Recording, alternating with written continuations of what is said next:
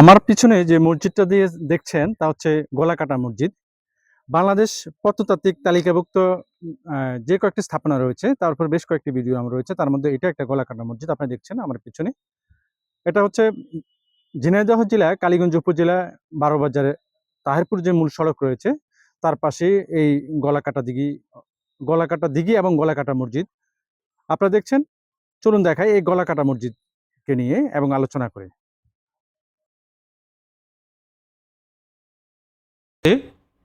এ হচ্ছে ১২ বাজার থেকে তাহারপুরের দিকে যে মূল সড়ক রয়েছে, এটা হচ্ছে এই মূল সড়কটি। আনুমানিক প্রায় ১ কিলোমিটার ১২ বাজার থেকেই ১ কিলোমিটার দূরে তাহারপুর মূল সড়কে এগুলেই গলাকাটা মসজিদ। ঝিনাইদহ জেলা কালীগঞ্জ উপজেলায় ১২ বাজার ইউনিয়ন। বেশ কয়েকটি বাংলাদেশ প্রত্নতাত্ত্বিক তালিকাভুক্ত মসজিদ রয়েছে, তার মধ্যে এই গলাকাটা মসজিদটি রয়েছে। দেখছেন আপনার গলাকাটা মসজিদ এবং পাঠাগার। এটা পরে তৈরি করা এই অংশটুকু। এই হচ্ছে গলাকাটা মসজিদ। পাশে একটা দিঘি রয়েছে। গলাকাটা মসজিদের সামনে বাংলাদেশ প্রত্নতাত্ত্বিক তালিকাভুক্ত স্থাপনা শহর মোহাম্মদপুর। অর্থাৎ শহর মোহাম্মদপুর বলতে এই ১২ বাজার ইউনিয়নের পূর্ব নাম ছিল শহর মোহাম্মদপুর, মোহাম্মদপুর শহর। এখানে যে দিক নির্দেশনা রয়েছে তা ১২ বাজারে যে বেশ কয়েকটি মসজিদ রয়েছে তার এই দিক নির্দেশনাই তা প্রমাণ করে এবং তা দেখানো হচ্ছে, বর্ণনা করা হয়েছে। আপনারা দেখছেন এই মসজিদটির মোট ৪টি ৬ কোণ আকৃতি মোটা বড় পিলার উপর নির্মিত বর্গাকৃতির প্রধান মসজিদটি স্থাপিত হয়।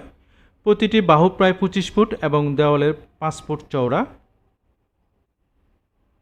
মসজিদটির ৩টি প্রবেশদ্বার রয়েছে। প্রধান প্রবেশদ্বার মাঝখানে, বাকি দুই পাশে দুইটা ছোট ছোট আকারে প্রবেশদ্বার রয়েছে। আমি আপনাদেরকে দেখাবো একটু পরে। এটা হচ্ছে মসজিদটির পশ্চিম পাশের অংশ, যে মেহরাবের অংশ। এটা হচ্ছে মেহরাবের অংশ মসজিদটির। পশ্চিমের দিকে দেওয়ালে মোট ৩টি মেহরাব রয়েছে। মূল এটা হচ্ছে অংশটুকু দেখা যায়, ভিতর থেকে ৩টা মেহরাব দেখা যায়। এটা হচ্ছে মূল মেহরাবটা।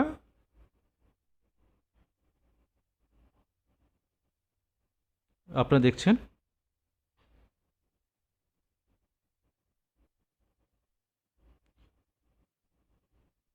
শাহ সুলতান মাহমুদের আমলে প্রায় ৮০০ হিজরি সনে আরবি পার্সিতে লেখা কিছু পাথর খনন করার সময় এখানে পাওয়া যায়। তাই অনুমান করা যায় সুলতানের মাহমুদ শাহর আমলে এই মসজিদটি। আপনারা দেখছেন। এটা হচ্ছে মসজিদের উত্তর পাশের অংশ।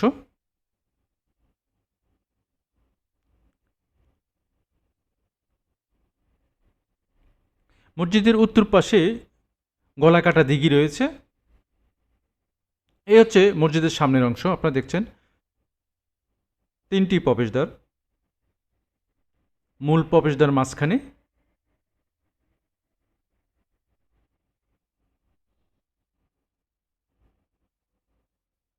তিন গম্বুজ বিশিষ্ট এই মসজিদটি আপনারা দেখতে পাচ্ছেন।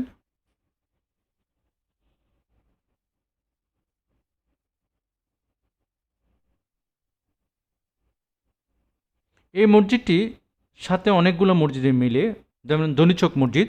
দনিচক মসজিদের বেশ কিছু ভিডিও রয়েছে। দনিচক মসজিদের ভিডিও রয়েছে আমার এখানে, আপনারা দেখতে পারবেন।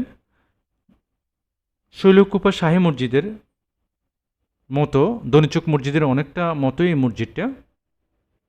এছাড়া মেহরাবের অংশ। মেহরাবের অংশ তেমন কারুকার্য নেই বললেই এখন দেখা যাচ্ছে। অনেকটা ভেঙে পড়েছে মসজিদের কারুকাজগুলো।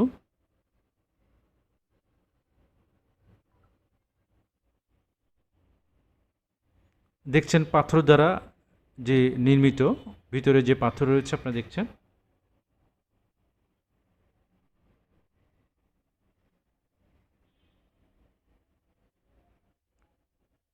এই কালো পাথর দ্বারা। এ হচ্ছে মূল মসজিদটির পুরো অংশটুকু আপনারা দেখছেন। মসজিদের ঠিক পাশেই রয়েছে গলাকাটা দিঘি। তখনকার সময় তৈরি করা এই দিঘিটি। বাংলাদেশ প্রত্নতাত্ত্বিক তালিকাভুক্ত যে কয়েকটা মসজিদ রয়েছে বা তখনকার আমলে যে মসজিদগুলো রয়েছে, তখন প্রায় সবকটা মসজিদের পাশে এরকম দিঘি খনন করা হয়েছিল। ভালো থাকবেন। পরবর্তী ভিডিওতে আবার দেখা হবে আপনাদের সাথে, কথা হবে। সে পর্যন্ত ভালো থাকবেন।